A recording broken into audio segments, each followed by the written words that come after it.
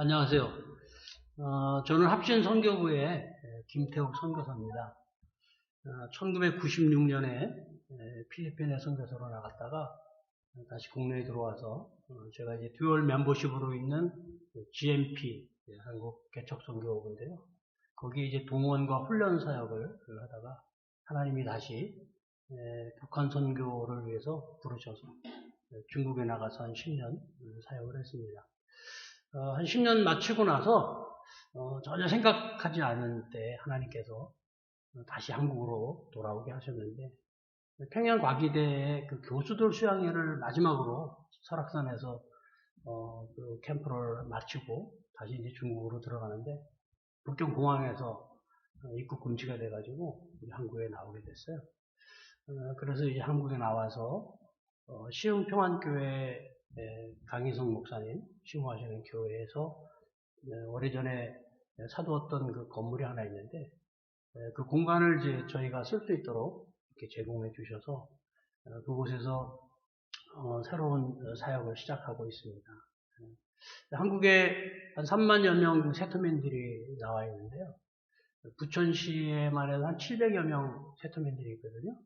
그래서 그런 세터민들을 대상으로 한 전도와 양육, 그래서 북한 선교와 세계 선교를 함께 할 수 있는 공동체로 교회를 개척해서 지금 이제 세터 선교교회라는 이름으로 개척해서 목회를 하면서 북한 선교 일을 계속하고 있습니다.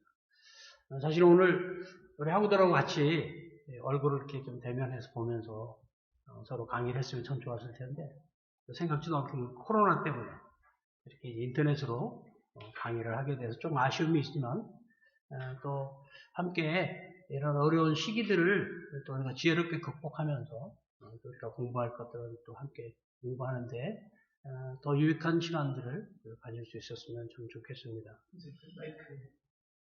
이건 마이크. 죄송합니다.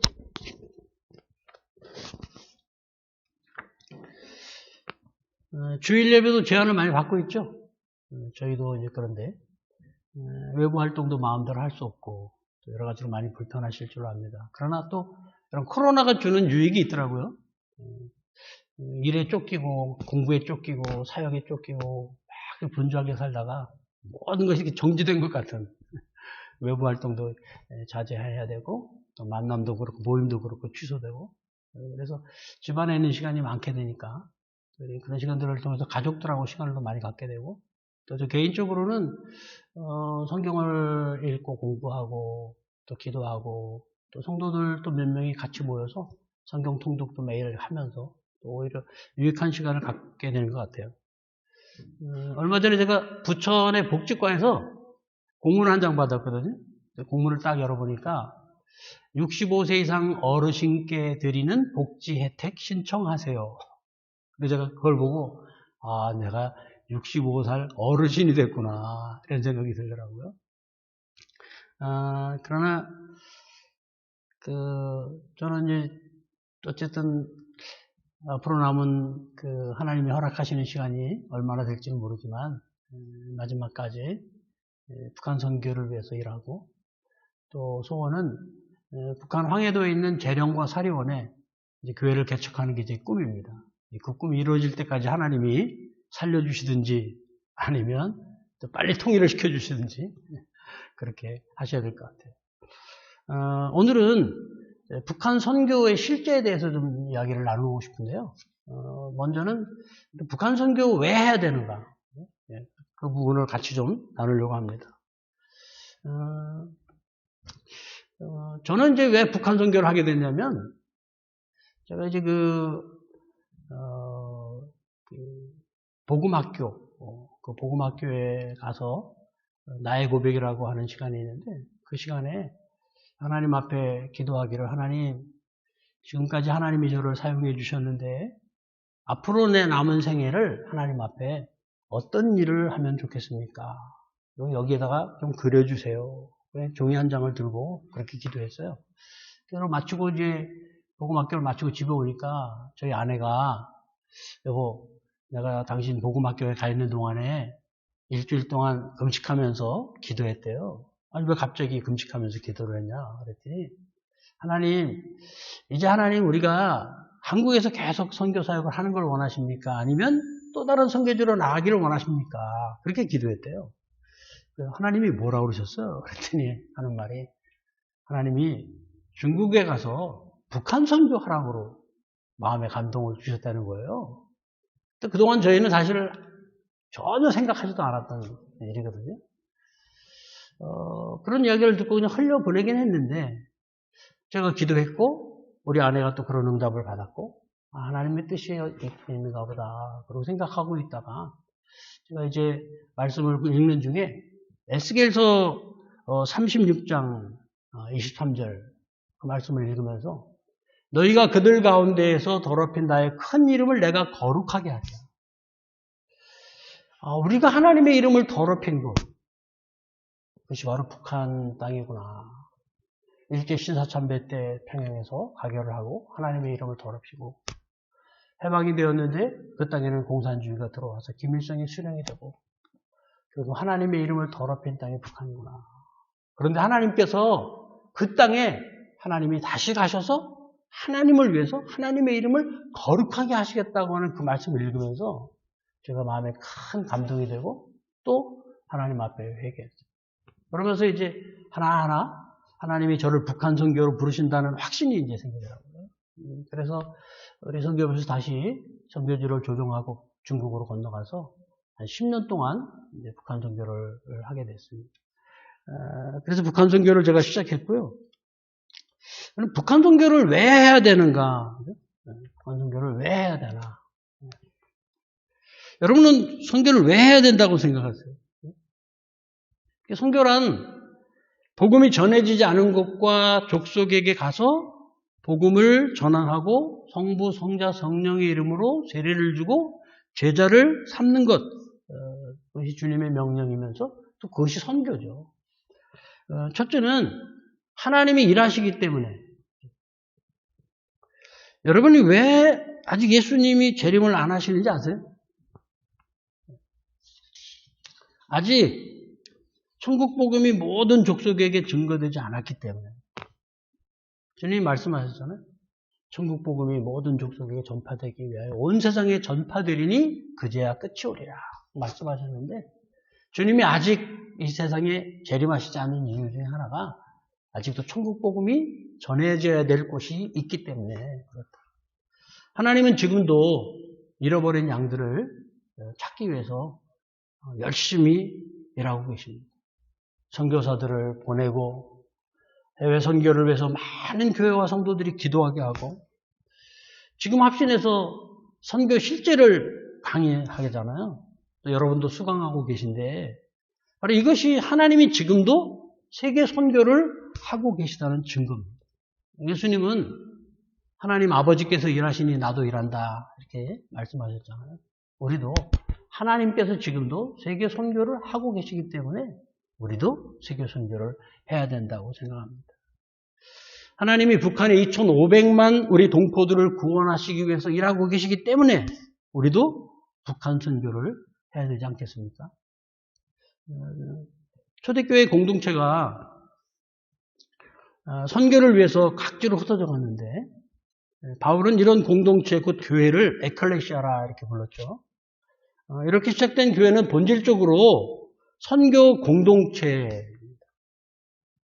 선교와 교회가 일치되어 있는 거죠. 선교는 교회의 사역이었고 또 교회는 선교적인 교회였습니다. 지역교회와 선교에 대해서 로잔 언약에는 세계에 복음하는 모든 교회가 전 세계에 복음을 전할 것을 요구한다. 그렇게 정의를 했습니다. 교회는 선교를 많은 관심 분야나 또 부서 중에 하나로 취급해서는 안 됩니다. 선교는 선택이 아니죠. 모든 교회가 반드시 해야 될 주님의 명령입니다. 그러므로 교회는 선교하는 교회가 되어야 합니다. 둘째는요, 세계에서 가장 복음이 필요한 곳이기 때문에 그렇습니다.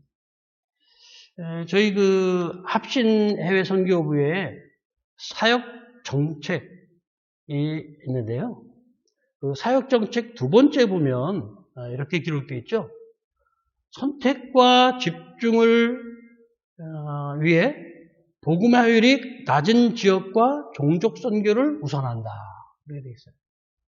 여러분 지금 보시지만 복음화율이 가장 낮은 곳 그것이 어디입니까? 북한입니다. 또 기독교의 핍박이 가장 심한 곳 그것이 어디입니까? 북한입니다. 여러분 어떤 곳에 선교, 곧 복음을 전하고 주의 사랑을 나눠야 될까요? 교회가 없는 곳, 예수 믿는 사람들이 핍박받는 곳이죠. 가난하고 병들고 소외된 사람들에게 우리가 사랑을 전하고 주의 복음을 전해야 되죠. 그러면 그런 곳이 어디일까요? 한동안 미전도 종족 선교운동이 많은 교회에 관심을 불러일으키고 미전도 종족 입양운동도 했습니다. 특히 지역적으로 10도에서 40도까지에 있는 나라들이 복음화되지 않았다고 해서 1040 윈도우에 있는 나라에 선교하자는 그런 운동이 일어났죠. 이슬람, 힌두교, 불교, 공산권 나라들이 다 여기에 속합니다. 그런데 여러분 세계에서 가장 복음이 전해지지 않은 나라가 어디인지 아세요? 전도의 문이 아주 꽉 닫혀 있는 나라, 기독교 핍박이 가장 심한 나라가 어디인지 아세요? 김일성 조선이라는 나라입니다. 바벨론의 느부갓네살처럼 자기 동상을 만들어서 오직 자기에게만 절하고 숭배하도록 하는 나라, 북한입니다. 오직 위대한 어버이 수령, 인민들에게 영생의 사회적 생명을 부여하는 수령, 영원히 인민들과 함께 하시는 수령을 인류의 태양으로 모시고 김정일 장군은 인류의 평화와 번영을 가져다주는 광명성으로 백두혈통 김정은을 숭배하고 복종하며 보위해야만 하는 나라가 북한입니다. 최고 존엄을 모독했다는 이유로 공개 총살을 당하고 또 북한을 방문했던 여행자가 또 북한에 선교하던 선교사들이 북한에 의해서 납치되고 강제에 억류돼서 아직도 북한에 억류되어 있는 우리 세 분의 선교사님들이 계시잖아요. 성경을 갖고 있다는 것 때문에 공개 처형을 당하고 수용소로 끌려가고 이런 나라가 북한입니다. 그렇기 때문에 우리는 북한 선교를 우선 순위에 두어야 합니다. 미국 성군 정치연구소조 위원장인 반제민정과 남조선 인민들의 투쟁지지 미국 연대위원회라는 조직이 있는데요.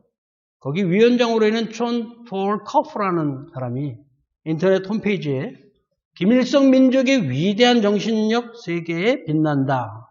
이런 제목의 글을 발표한 적이 있습니다.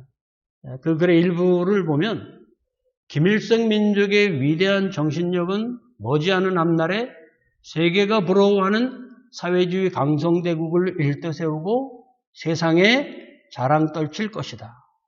김일성 민족의 위대한 정신력은 세계에 찬란히 빛난다. 불세출의 선군 태양이신 위대한 김정일 장군님 만세. 미전도 종족 중에 미전도 종족이 어디인지 아세요? 김일성 조선에 살고 있는 김일성 민족입니다.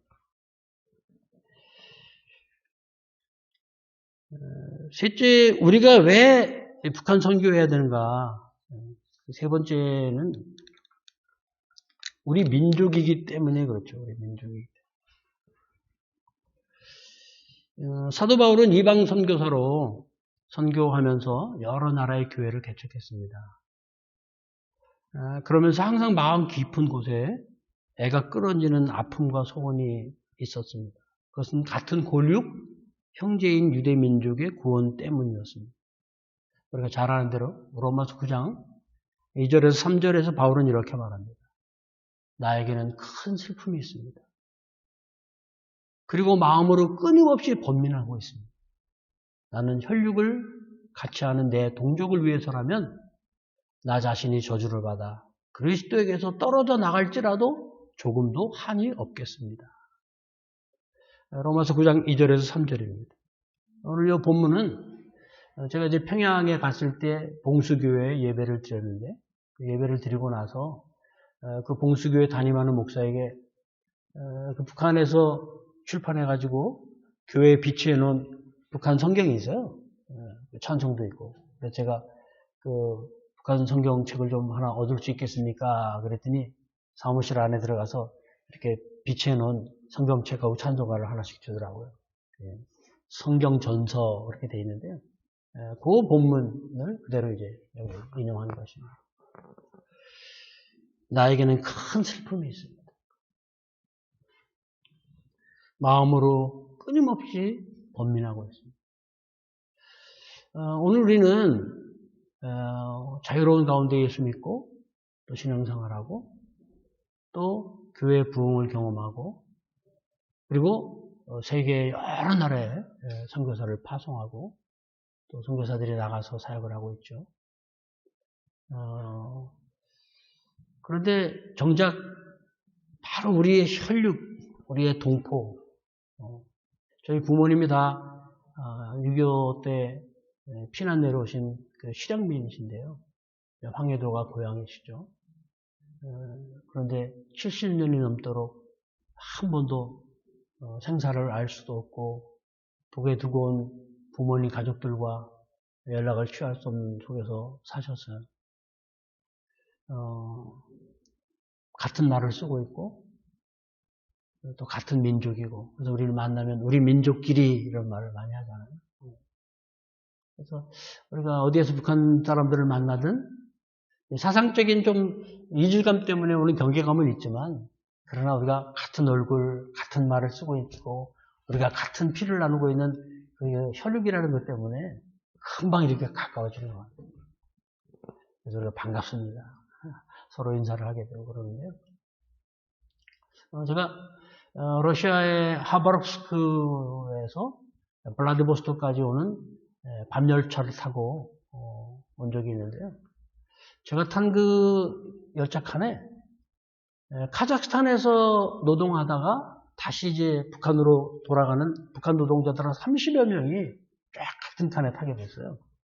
그러니까 그 한 열차 안에는 다 러시아 사람들, 그리고는 한 30여 명의 북한 주민들, 그리고 이제 한국 사람은 저 혼자.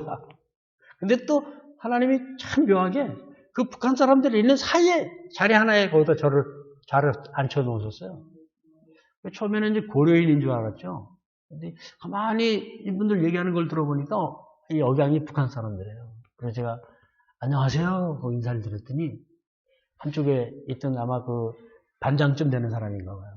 그 사람이 야 그거 말하지 말라고 자기 그 동료들한테 경계를 하는 거예요.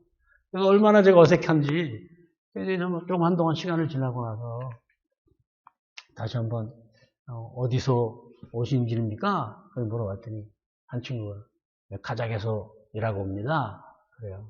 저는 서울에서 왔습니다. 그랬더니 이제 아 그러십니까? 근데 이제 마침 그 북한 노동자가 핸드폰에 저장해놓은 북한 노래들 이걸 이렇게 틀어주더라고요. 근데 이제 우리가 같은 민족이기 때문에 노래도 또 비슷해요. 그래서 금방 따라하겠더라고요. 멜로디는 따라하고 그랬더니 우리 노래도 아십니까? 제가 반갑습니다. 반갑습니다. 노래를 했더니 깜짝 놀란 거예요. 우리 노래를 다 아십니까? 예, 압니다. 그래서 이야기를 하게 됐는데요. 어쨌든 이렇게 말이 통하니까 금방 가까워질 수 있는 한 민족입니다. 그런데 우리는 이런 번영과 자유와 또 신앙의 축복을 마음껏 누리며 살고 있는데 우리는 또 2만여 명의 선교사들이 전 세계 각처에 흩어져서 선교한다고 그렇게 하고 있는데 북한은 물론 우리가 들어갈 수 없기 때문에 그렇지만 선교의 대상에서 제외되고 관심을 갖지 못하고 있는 그런 모습들을 보면서 참 안타깝습니다. 우리가 세계 선교도 해야 되죠. 그러나 바울도 세계 선교를 하면서 자기 동족 유대인들이 구원받지 못한 것 때문에 안타까워하면서 내가 마음으로 큰 근심이 있고 내가 끓는 그런 아픔이 있다. 내 동족이 예수를 믿어 구원받을 수 있다면 내가 그리스도에서 끊어질지라도 내가 정말 원하는 바다. 그런 마음을 가지고 있지 않았습니까? 사랑하는 하고 여러분, 우리는 하나님의 복음을 위한 일꾼으로 부르심을 받았고 공부하고 있습니다. 또 각자 졸업 후에 목회 현장에서 또 어떤 분들은 하나님의 선교적 부르심에 순종해서 또 선교사로 헌신해서 나가시는 분들이 계시겠죠. 우리가 어느 곳에서 또 어떤 사역을 감당하든 우리 같은 민족이 지금 저 북한에서 자유를 다 빼앗기고 공산 독재 아래에서 더군다나 김일성, 김정일, 김정은, 백두혈통은 북한 주민들에게는 하나님입니다. 하나님. 그래서 그 봉수교회 목사가 그런 인터뷰를 한 적이 있습니다. 부활이 어디 있습니까? 우리는 여기 주일이 돼서 예배하러 나오지만 김일성 주석님이 하나님이라고 믿습니다. 이렇게 인터뷰한 내용이 있습니다. 그들은 사실은 교회가 건물은 있고 또 주중에 모이긴 하지만 대외적으로 종교의 자유가 있고 교회도 있다는 것을 선전하고 외국으로부터 경제 원조를 받기 위한 정치적인 수단이죠.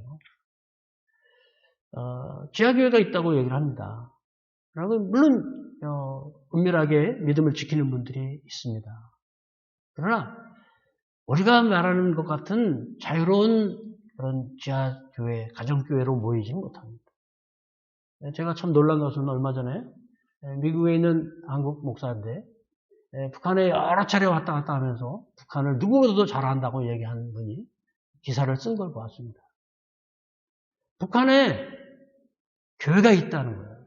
진정한 교회가 있다. 자기가 방문했던 가정교회 사진들을 보여주면서 북한에도 이런 종교의 자유가 있다.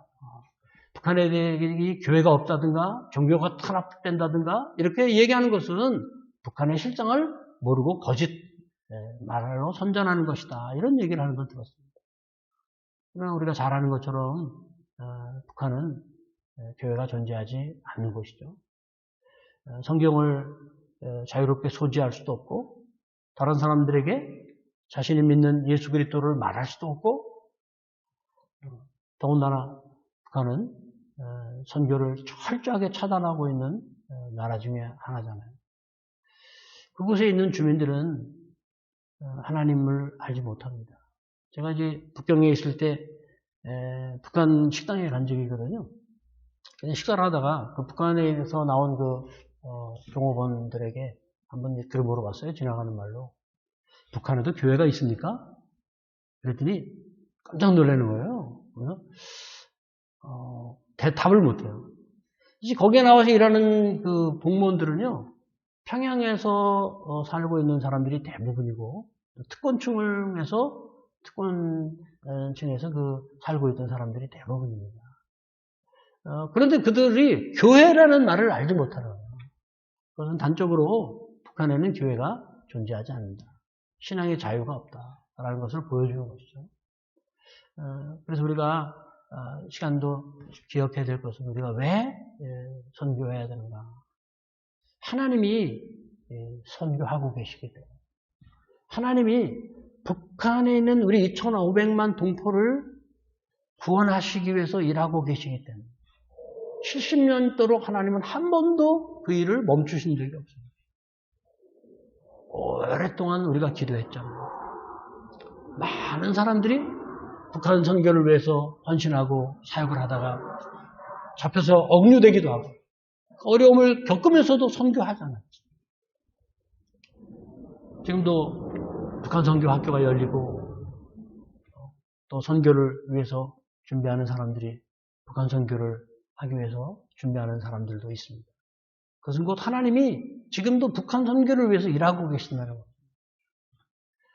또 복음이 가장 전해지지 않은 곳, 또 기독교에 대한 핍박이 가장 심한 곳, 가장 민족도 종족, 미종도 국가가 북한이기 때문에 우리가 그 땅에 선교해야 합니다.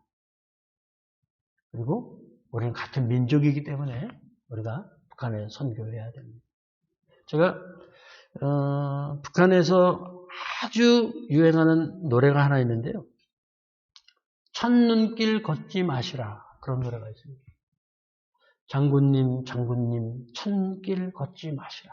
그런 노래가 있는데요. 저는 이 노래를 들으면서 가사를 이렇게 바꿨습니다. 그리고 장군님, 장군님, 첫눈길 걷지 마세요. 이런 노래를 부르던 우리 북한 주민들에게도 복음이 전해지고 자유가 주어져서 예수님, 예수님, 주님을 사랑하겠습니다. 주님만 따라가겠습니다. 그렇게 노래 불렀으면 참 좋겠다고 생각합니다. 십자가 험한 길 가신 예수님, 나 같은 죄인 구하시려 보혈의 피 흘려 내 죄 속하신 은혜 감사합니다. 한없는 그 사랑 오늘도 함께 하시니 예수님, 예수님 언제나 따르오리다. 장군님, 장군님, 잔눈길 걷지 마시라. 간절하게 이렇게 노래를 부르는 우리 북한 동포들이 우리가 전하는 복음을 듣고 우리의 기도를 통해서 전도의 문이 열려서 예수님, 예수님, 예수님만 따르겠습니다. 그렇게 찬송 부를 수 있는 날이 오기를 간절히 바랍니다. 여기까지 하죠.